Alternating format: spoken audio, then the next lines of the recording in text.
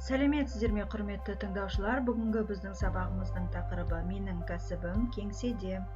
Бүгінгі сабаққа қатысты сөздер мен сөз тіркестеріне назар аударыңыздар.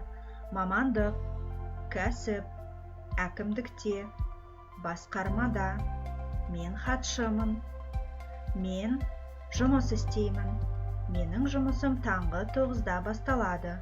Сіз немен айналысасыз? Сіз қайда жұмыс істейсіз? Түскі үзіліс сағат 13:00-ден 14:30-ға дейін болады. Менің жұмыс күнім 18:30-да аяқталады. Күнделікті қолданыстағы сөздерді есте сақтайық. Қайда?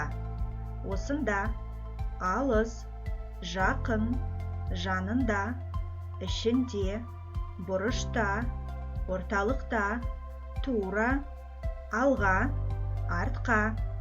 Бүгінгі сабағымыз осымен аяқталды. Назарларыңызға рахмет.